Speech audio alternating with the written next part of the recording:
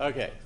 I'm going to report a little bit about some of the things that we're doing in our district and in the Rio Grande Valley as far as water conservation and water efficiencies are concerned. We're in the last year of a 10-year demonstration project that involved doing some demonstrating water technologies at different farms, on-farm issues where we could take the technology to the farm, let the farmers actually implement those technologies, and then Texas A&M and different Texas Tech, different others worked with those farmers to determine whether or not they could, it was economically feasible for them and how those projects worked for them. And we gathered all that data and have produced some information on that. But at any rate, some of the things that you have to, we know is that we have to produce, we have to be able to do more with less. In agriculture as far as water is concerned. And to do that, we have to maximize our water efficiency. And that's done in actually two ways on surface water. We're a little bit different than the groundwater issues, and most people think about irrigation and the groundwater in the West Texas and the center pivots and all of that. But in surface water, it's a little bit different because we have district operations that actually deliver and divert the water to the farmer, and then the farmer has to use whatever he gets from the district in the way that he gets that water, and then he has his optimization of his own farm applications, which are totally different than groundwater applications. The key to surface water irrigation efficiency is improvement of the district operations. One of the key things that we found in our studies was that the farmers were doing a pretty good job of being good stewards of their water resource. But many of the diverters, many of the district operations, and I'm a district manager, have been for many years, but I'm also a farmer. But many of the districts have not really kept up with the times as far as their facilities are concerned, and so there's a great deal of disparity in what those districts are able to supply for the farmers. System optimization was one of the keys of what we wanted to do, and that's to minimize district water losses, to enhance system performance, enable precision delivery of water to the farms, give the farmer the tools that he needs to be a good steward, and deliver strong heads of water. The more water that you can deliver to the farmer that he can actually utilize, the more efficient that he will be, and actually the less water he'll use. If we are able to do that, we can cut water use in half. To achieve district efficiency through infrastructure, it doesn't really matter how many rules, how many regulations you do, how much you work with the farmers. If you don't have the infrastructure in place or don't put that infrastructure in place for him to be a good steward of his resource, you're probably going to fail. And the way we've done that is through several different ways, but automation is one of the big things that we did. Throughout our system, we've automated our total system so that we provide the optimum amount of irrigation water to the farmers at every turnout. And interconnectivity, we've connected our system in such a way so that provides a more stable water supply for that farmer. Our Harlingen irrigation district irrigates 40,000 acres of cropland. It's 40 miles of canals, 200 miles of pipelines. Those 200 miles of pipelines used to be in canals. We put them underground into pipeline system. 37 automated gates. It's several miles from the river where we divert our water from the Rio Grande, and we've automated those gate systems so that it provides the optimum amount of water at every site throughout the district. 36 relift pump houses which house various pumps to charge all of those pipelines that we have out there so that it keeps the maximum amount of water to them. All of these are networked by telemetry, controlled by SCADA, remotely accessible. Our canal riders can monitor their water levels throughout the district from their iPhones or tablets or computer access, desktops or whatever laptops or whatever they might have access to the internet with. And they can also change any of those structures, that they change the elevations in those canals from those points also.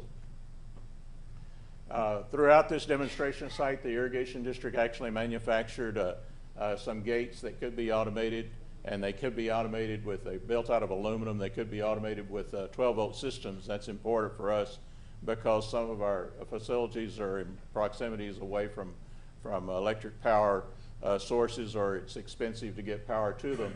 and so we operate them with solar panels or small wind generators. This just shows you some of the manual operation versus how we do it now with the automated system, and that's what the canal riders look at. All of these deals are replicable throughout the state or throughout the country as far as that goes. The system components were all designed and built with off-the-shelf, low-cost technology. The plans are available on our website, and many districts are using these, but just to give you an example of two of them, LCRA is actually using our plans and manufacturing our gates at their facilities, whereas El Paso Irrigation District has contracted with us to build gates for them, and they're utilizing our gates out there in their system that we've actually manufactured at our district. Obviously, there is the other side of it, the on-farm conservation. Optimized systems mean the farmer can do more with less. It's difficult for farmers to justify the cost of irrigation technology and tools given the low cost of water. We talked about the low cost of water, but that's a real problem. When we started this demonstration site, we were looking at changing the farmer's way of delivering water to the field, or actually putting water on the field. We found out real quickly that we weren't going to get a whole lot of support from the farmers due to the low cost of water. So we changed our focus and it changed our whole program when we went to the farmer and said, how can we help you better manage the resource that you have using the technology that you're already using? And then we were able to increase that farmer's ability to be a better manager of the water resource by giving him better tools and by giving the districts better tools to deliver water to him.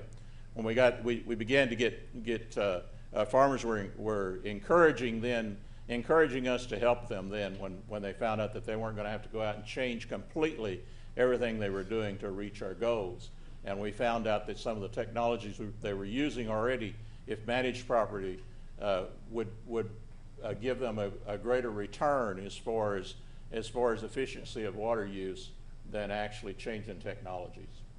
We had several good cooperators, Texas A&M Kingsville Citrus Center, the ag research folks from Texas A&M and Texas AgriLife Farm Assistants that actually went to the farmers and worked with them on the economics of the different systems and various farmers. We did have a couple of things that we were able to work into our technology. Surge irrigation is nothing new, but it is something that has not been really successfully used in flood irrigation issues. But we were able to demonstrate on the farm, not out of the textbook, but on the farm, actual farms, some ways that surge irrigation could be successful.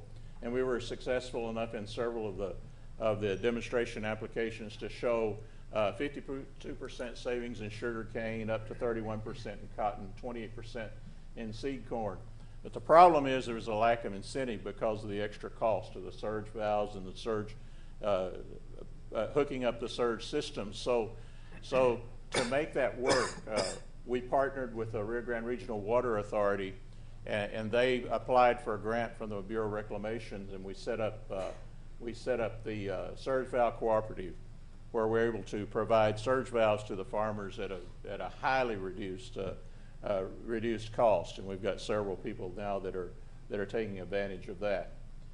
Another study that we did that we're able to implement some changes was in the narrow border flood over flood irrigation. The flood irrigation, the large pan flood irrigation, is the way most citrus is irrigated, and we were able to show that by getting some producers to work with us, we were able to show that they could actually irrigate right under the tree, and not only would they increase their save water, but they would increase their cash income, in some cases as much as 50%, with 18.5% higher average value yield, and better quality fruit with minimal investment. So we have a lot of takers in working on exchanging that.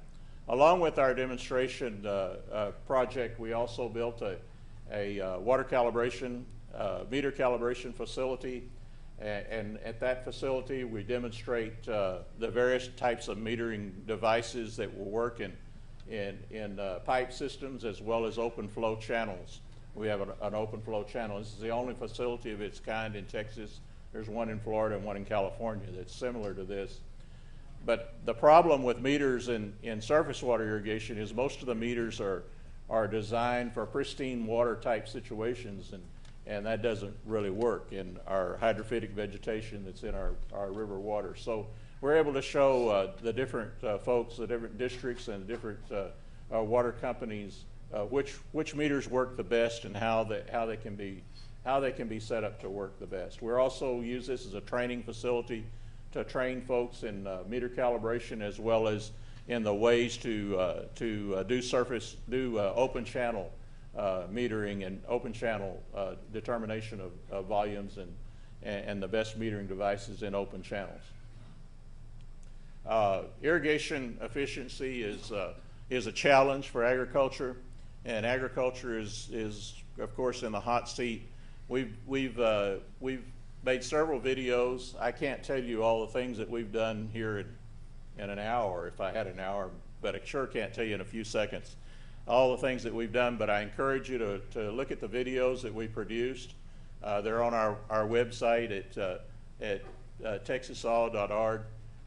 It's been a real challenge for us, and we've enjoyed putting it together, and I know that it'll be interesting to you. This is just a list of the cooperators and the partners that we had in our work. It's really been good work to do. And with that, I thank you all for the opportunity to tell you about our work.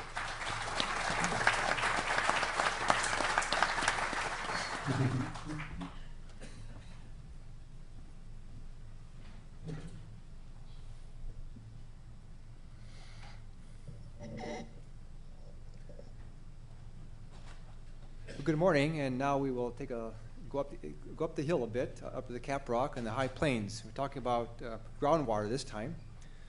So I'm Chuck West with Texas Tech University, and I am the project leader of the Texas Alliance for Water Conservation. And this is funded through the Texas Water Development Board.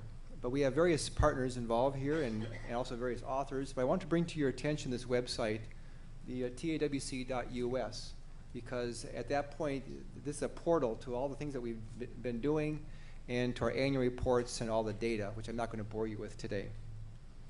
Well, the projected water supply for the groundwater for our area follows this generalized trend, of course, starting actually back in around the mid-70s is when we peaked in the amount of irrigation, but the supply of irrigation water is going down and the needs are going up.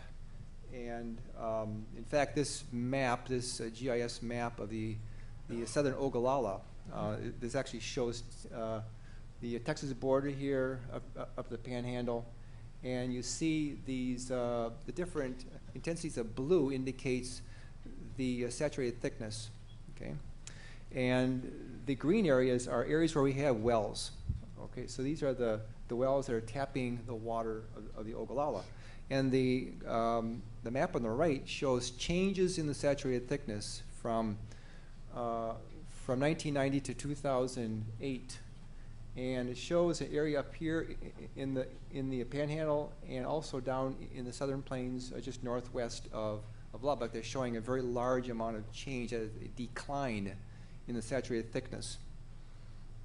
So the area of the Ogallala that we're working on really is the southern plains area. Oops, backwards here. And so this is the part that we are covering in the project, the TAWC project. And these two counties, Hale and Floyd counties that are outlined in blue, are the two counties in which we have producers. We have on-farm demonstration sites of irrigation methods, different crops, and so that's where we have about 30 producers engaged. Now, like I said, this was funded by the Texas Water Development Board, and phase 1 has just been completed this past year, and now we're going into phase 2, another 5 more growing seasons. So we'll have a total of 14 growing seasons of data on this. This slide also shows the various partners involved. The primary objectives of the project were to demonstrate how to reduce total water use in agriculture, how to demonstrate also how to enhance profitability, or at least to maintain profitability. and also to identify effective crop systems, crop management systems, and irrigation systems, and to impact producer decision making. Project area, like I said, we're in Hale and Floyd counties, which are just north of Lubbock County. And this map on the right shows the different types of fields. We have around 20 or 22 producers and around 30 fields. Some are the center pivot irrigation, some are furrow irrigation, and we also have subsurface drip. And this is our website. Looks like this. And if you go down to the lower right corner where it says TWC Solutions, this is a link to our online tools. And so we use this website as well as radio spots, TV spots, Facebook and Twitter, of course, as a way of communicating with people. And now I want to say a few words about the online tools. We have developed two very important online tools to help the producers. One is called well, this is the first page. One is called the Resource Allocation Analyzer. And what this is a strategic planning tool. This is one where you plan ahead for the next growing season, where you compare different cropping scenarios and different irrigation scenarios to determine which one gives you the highest net return. So a page may look like this, and a producer would fill in numbers like the amount of water available, the amount of water it takes, the different crops to select: cotton, corn, also grain sorghum is in there, and expected prices and so on. And then a producer will get a printout that looks something like this, where you can compare different scenarios. This one compares cotton, let's say 120 acre circle of cotton, and getting a net return of, well, and then let's just compare cotton and corn, where you're taking that 120 acres and dividing it half and half between cotton and corn, and then you can compare what the net return will be.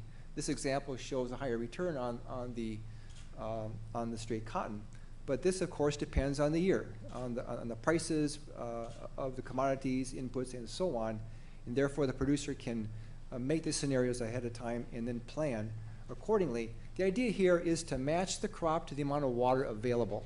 Okay. Another tool that we have is an irrigation scheduler.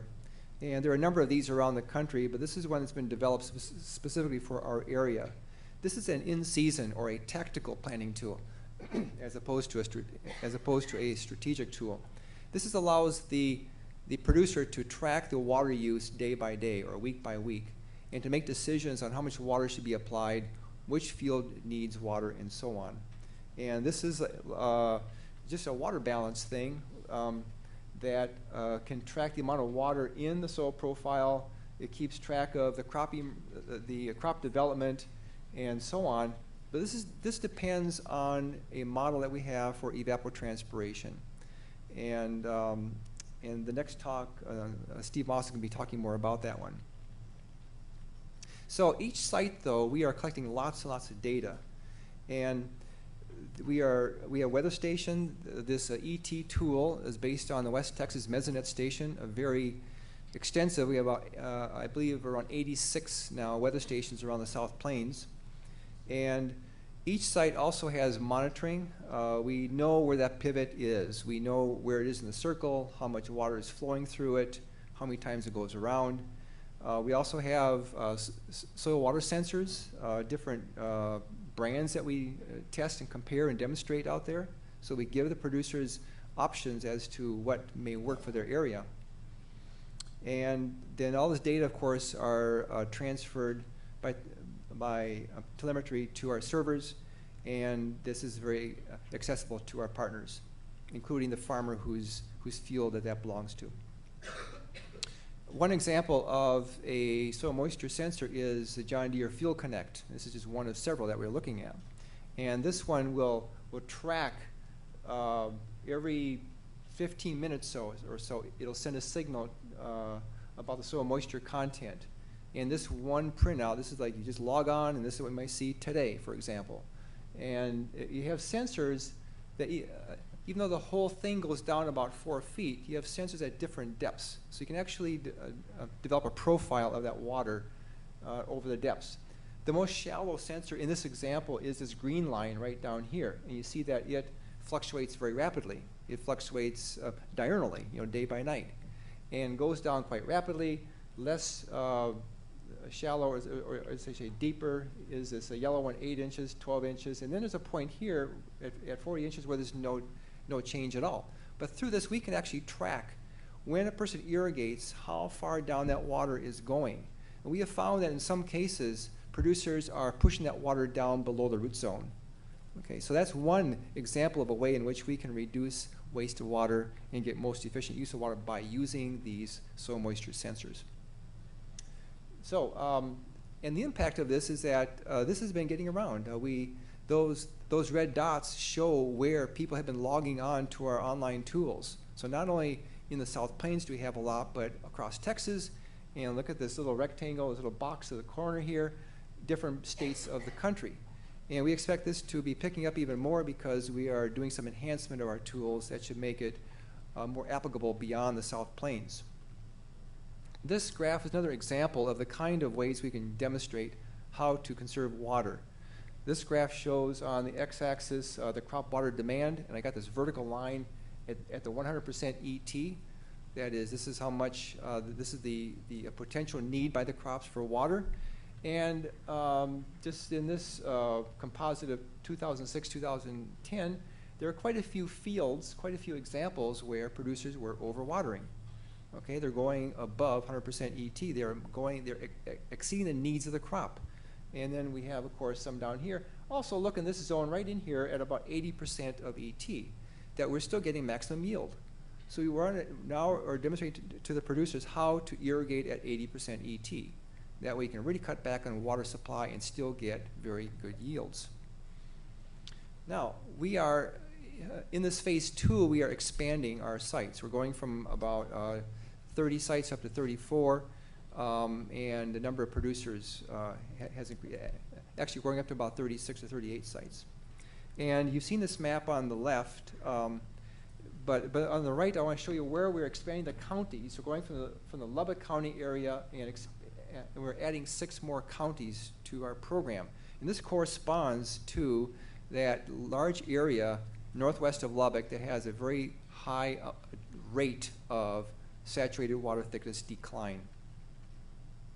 So we've identified also some challenges and barriers to that would limit adoption of technology.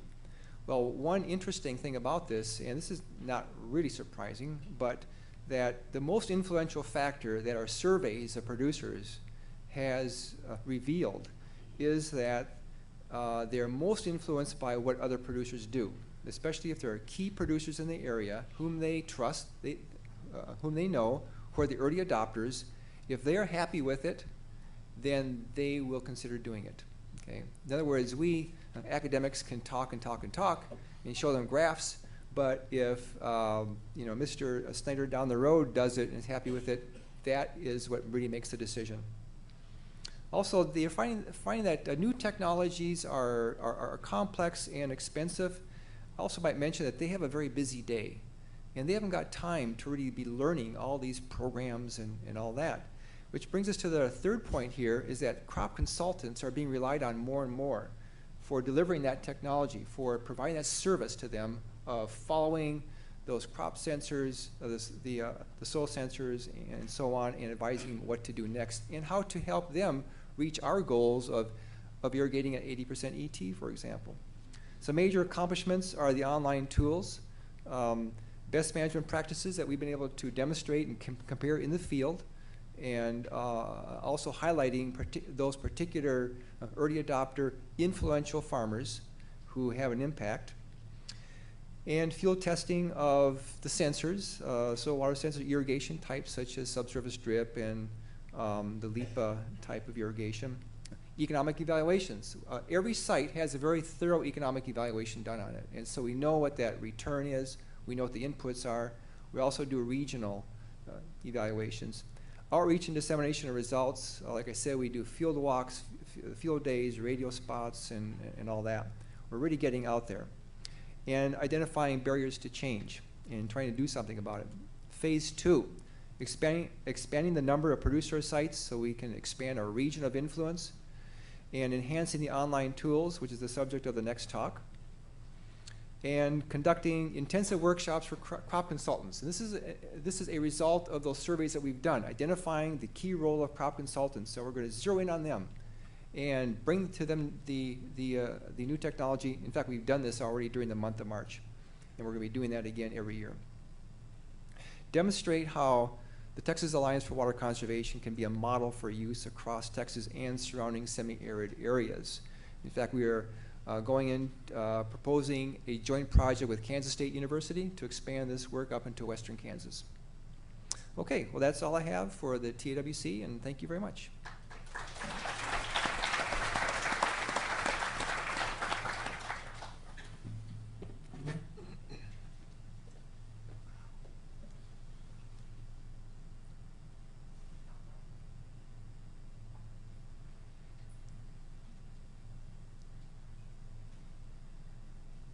She's loading it Oh, okay, great. Okay, well, I was invited to come here today and talk about some new developments in irrigation technologies. Now, we all agree that conserving agricultural water resources is very important. This is some early work that I did as part of the TAWC project. And essentially the take-home of this is the fact that this cluster of points over here lies to the right of this diagonal line suggests that a number of the fields in this study are being overwatered.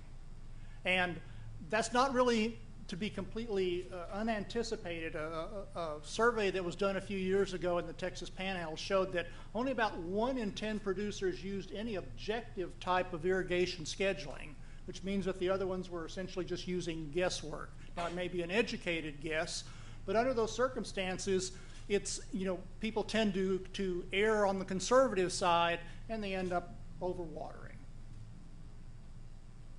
So what I'm going to talk about today are some new irrigation scheduling tools that we're developing in TAWC that may help to solve some of these overwatering problems. As Chuck said, some of the tools, there are sensor systems that producers can put out in their fields that actually measure the soil moisture. The two we're using in TAWC are the ones by AquaSpy and John Deere.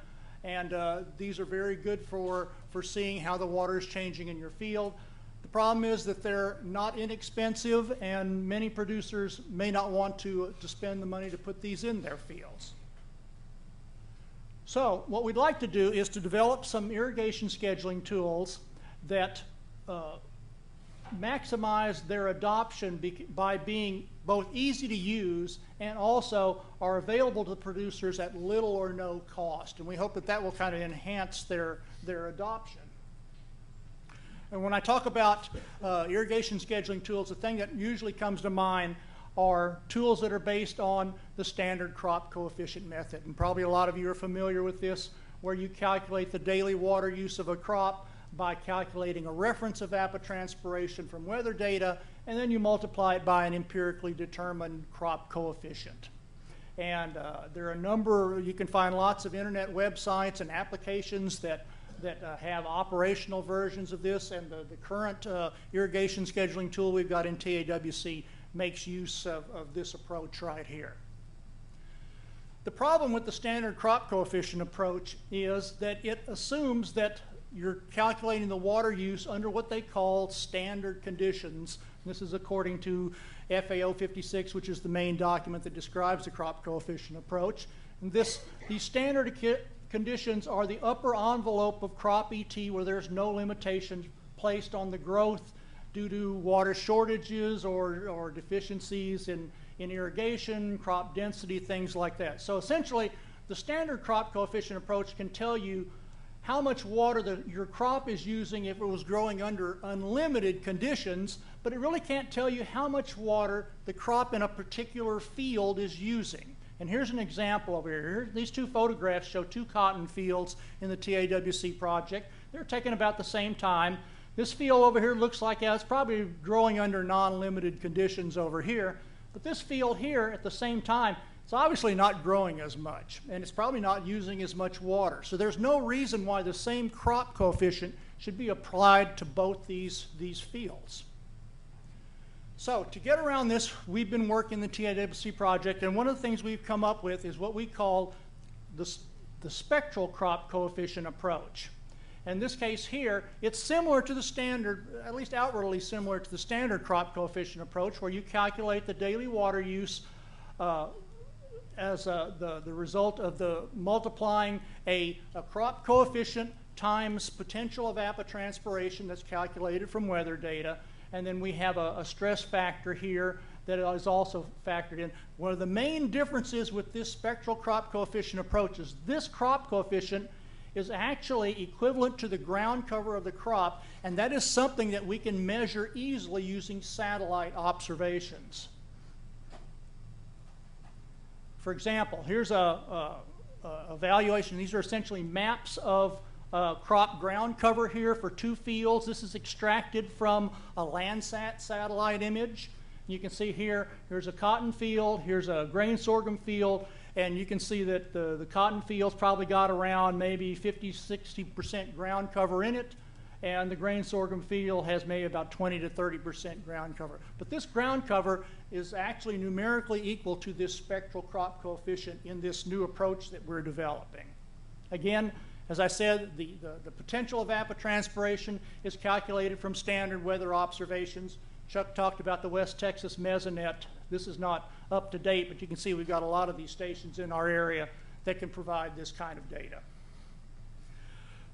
The thing that makes the spectral crop coefficient approach field specific are the satellite observations. And here's just a little section of a standard Landsat image. This covers the TAWC project here. And you can see we can evaluate ground cover and therefore a spectral crop coefficient for every field in this image that we want. In fact, for any area that we've got the satellite imagery, we can calculate those field-specific crop coefficients. The image data from the Landsat satellites is very good for this. It's readily available. It covers the entire U.S. and other parts of the world. It has an adequate spatial resolution to see individual fields. It's available now the day after it's acquired, so it's very timely. And the best thing, it's completely free. So we can develop these tools that have a minimal cost to the users. Well, here's some examples here. Here is a comparison of daily water use over a portion of the growing season calculated with the standard crop coefficient approach, that's the green line, and through our spectral crop coefficient, which utilizes satellite data. This is for a well-watered field, a subsurface drip irrigated field, and you can see under those circumstances, the results are about the same. And in addition, these red circles here are actual measurements of crop ET that we collect in the field using a eddy covariance system. So you can see under well-watered conditions, both approaches do pretty well. But here's what I was talking about. Here's a field that is not being well watered. You can see here's the estimate of daily water use from the standard approach over here. The black line is the one that is from the spectral crop coefficient approach. It utilizes those satellite observations of that individual field, and you can see it does a much better job of estimating the water that's being used by the field. If you based an irrigation scheduling method for this field here on the standard crop coefficient, you're going to overwater. In addition to calculating the water use by the crop in the field, another thing that many of these irrigation scheduling tools do is they keep track of soil moisture. And I think Chuck mentioned that for the TAWC irrigation scheduling tool. And they typically use kind of a simple kind of soil moisture budget where you say the soil water today is equal to what it was yesterday minus any evapotranspiration, the amount of the water that's used by the crop, plus any rain and irrigation that you had on this day here. So, and you can use this to track the water that's being used by the crop.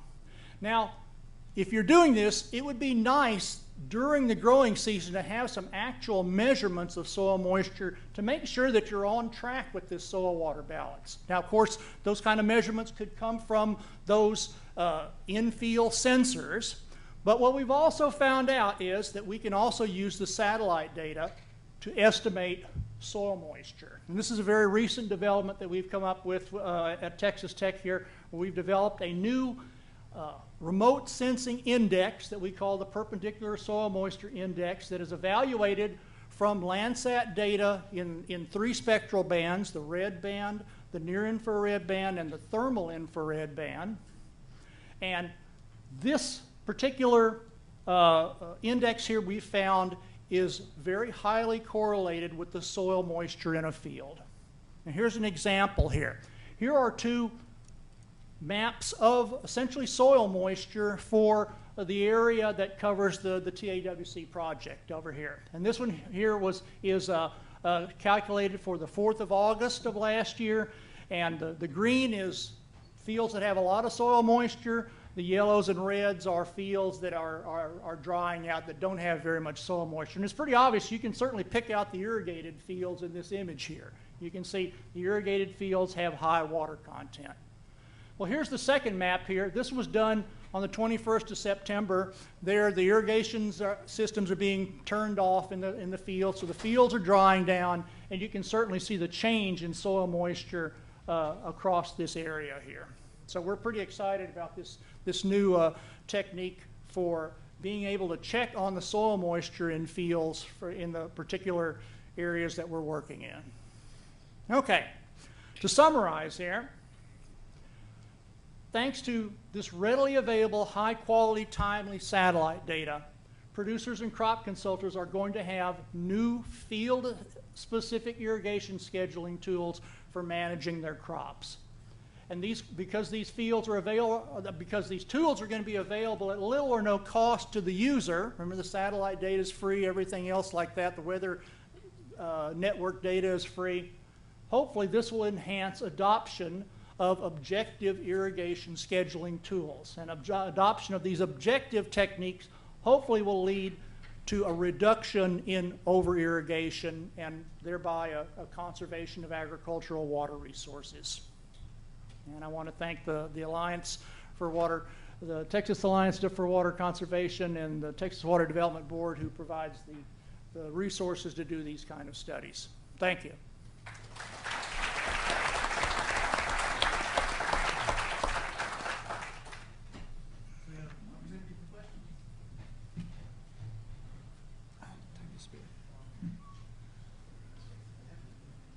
Yes, Karen Huber. I'm teaching a Texas water policy course this fall. I come from the Rio Grande Valley. I'm particularly impressed with Mr. West's comments on matching the crop to the water available. The Rio Grande Valley developed as an agricultural area when there was abundance of water down there to use and to irrigate with.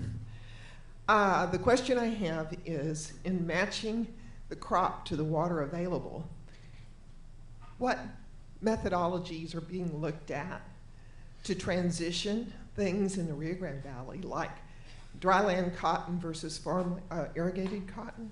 I know the overhead production costs for irrigated are a lot higher than dryland, and you've got places where you've got irrigated cotton immediately adjacent to a dryland field. The irrigated cotton, I understand irrigated land takes a while to convert back to dryland. But is that something that's under consideration? And if so, what's the thinking about that? Thank you.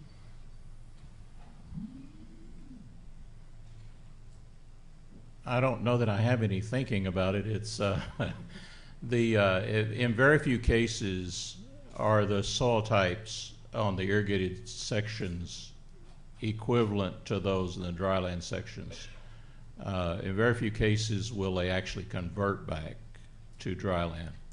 And if they did, I don't know how long it would take to do so, but we've had people that have tried to do so, and it's failed miserably as far as the economic incentives. Now, obviously, if it came to a point where you just didn't have the water available, there might be some different attempts to do so. But currently, I don't see anybody in the irrigated section trying to dryland farm their crops. Quick comment from me on that is that up in the high plains, we are seeing people reducing irrigation to very low levels, and they're going with some shorter season hybrids or short season varieties. And some of them are just plain running out of water, and they're finding that they just have to go back to dry land. And so there's, I mean, in fact, we have a lot of dry land cotton and dry land grain sorghum out there already. We always have. And so they're going back to that in some cases, and some people, and more people, in fact, are approaching us and saying, well, how about grasses? How about pasture land at very low irrigation levels, so that they can take advantage of the very high beef prices. So, I had two questions. The first, so I was wondering if you have a good number for the number of gallons of water per acre needed to raise cattle versus cattle for beef, for example, versus a crop. I mean, I realize the number for a crop is different. I'll just answer that question first, and then I'll ask a more specific question later. okay, right, and we've had research going on up near Lubbock for quite a few years on that. In fact, we have various types of grasses, especially a type of old world blue stem, which has been improved and is good quality because it has very late flowering in the season, so it stays leafy and good quality all summer long. And growing that with alfalfa. Now I'm talking about alfalfa at a low percentage, like maybe 20–25% of the stand. So it's not the same kind of alfalfa people are used to seeing with, you know, high yields and 5 cuttings of hay, and it takes 40 or 50, 60 inches of water. We're talking about between 9 and 12 inches of water per year. So just multiply that by your acres, and you can get that. So we actually have done quite a bit on stocker steers, 6-month grazing programs, and we can make a person can make as much money on that, irrigating at the 6 to 12 inches, as he can on cotton, irrigating at 15 to 18 inches. Okay. My second question was for the last speaker. Okay, it seemed to me that the spectral coefficient times the stress factor is essentially equivalent to the crop coefficient. And if they're coupled in that way, how are you measuring the stress factors? So how are you uncoupling? How are you separating the variables? No. Okay. In that relationship where you have the daily water use is equal to a spectral crop coefficient times the potential evapotranspiration times a stress-related factor. What we found out in our studies is that for fields that are essentially acclimated to their climate, that stress factor tends to be around 1, okay? For fields that are not acclimated, we found also that the satellite remote sensing, we can actually directly evaluate the value of that stress factor. Okay, so you're uncoupling it somehow from the KSP? That's right, yeah. It's a parameterization kind of a process where essentially we pull the stress out of not as much the crop coefficient, but we pull it out of the evapotranspiration term.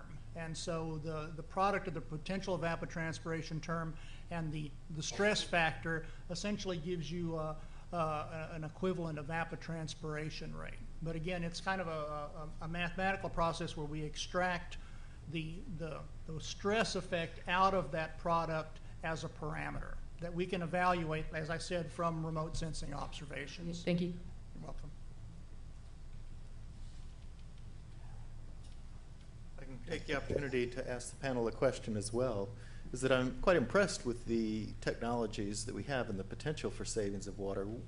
What degree of penetration of the current market do you believe currently exists, and therefore what's the potential in the future with full implementation of this for actual water savings? Any you can answer. Well, I don't know. But that's the kind of thing that we want to get a better handle on during the phase 2 of this project as we expand our scale of economic analysis. So at this point, you couldn't, not sure what the penetration is of some of the suggestions and approaches that you've worked on and developed? Right. Well, I mean, among the 20 producers that we have on the program, of course, we know what that one is, and I can't say off the top of my head. But there are producers in the program that are still using older techniques, or guessing, or this is the way we've always irrigated. We even have one producer who is using furrow irrigation as our, you might say, our traditional control. But there is an increase in the uptake of the technologies that we've seen. More and more people are coming back to us. In fact, one of the things that we found was that at the beginning, there are many producers. In fact, probably most of those wells don't even have meters on them. Is that right, Venki? Yeah. And so that owner doesn't really know how much water is being pumped. And there were some of them who even said, I don't need that kind of stuff. I don't need meters. But after we got them on there, they check them all the time, and they can't live without them now. And so that's one example how they've seen that if I have the numbers, I can make decisions. And I think part of that may come as a factor of profitability. So as they understand that these tools are beneficial and to their bottom line, then they'll be more apt to adopt those. There's no doubt about that, but what about in the Rio Grande? How much penetration have you already seen with some of the work that you have? Well, I think some of the key findings that we found were management tools and having the farmers do a better job with what they were already doing, more so than trying to change. Because quite frankly, when we began to meter the different devices and the different technologies, we found out that drip irrigation could use as much or more water than flood irrigation if it wasn't managed properly. So the real key was to teach the farmers how to manage and give them the tools to manage whatever irrigation facility they were using. And then we can move them into better facilities as we do that. But ours was more of a management teaching and training tool. And I can't tell you I can't tell you exactly where that is, but we are getting a lot of buy-in to that idea. Of course, where that really makes a difference in surface water, as I said, is in the diversion facilities, and that's a difficult thing to make big changes in, because that's big bucks, that's big dollars, and we're very fortunate in our district that we had folks way before me that had vision to make some changes that we just were able to build on and provide an infrastructure change that allowed us to give the farmers the better tools. But some districts are way, way behind, and it's going to be difficult for them to get there. Representative Miller. Thank you. Wanted to kind of follow up and try to tie the last presentation in with this presentation. Dr. West, you touched on it. Jay, you just mentioned the fact that farmers look at their cost and the cost benefit. I know when we passed the Edwards legislation, one of the things in 1477 was that the authority would have to pay for the metering for irrigation farmers, and had it not done that, I don't think we would have made the progress. But something of interest to me is that, as a former chairman of the board of the Edwards Aquifer Authority, we had irrigation suspension programs in place, and a lot of that was paid for by, or some of it is paid for by SAWS and other communities. So you have this great competition for the underground water between municipalities and agriculture in a lot of situations. And I was wondering, because I think, Dr. West, you talked about some of the resistance that some farmers have is certainly the cost of putting in the soil moisture devices and other processes. Have you seen any cooperation or work, or maybe a step forward from municipalities or public supply providers to maybe invest in or help support these studies and or putting those type of measures in place out in the field to to see if they can encourage and move agriculture more in that situation. I know we had some experience in that area down in the Medina and Uvalde County areas. That's a good question. I don't know of any like that. Okay. Now, a very key partner in our project is the High Plains Underground Water Conservation District, and they have and they of course have their board of directors, and so there's been input from them constantly about that. But I don't know of any case about the municipalities interfacing with our group. But that may become more important because towns like Lockney and so on are just running out of water.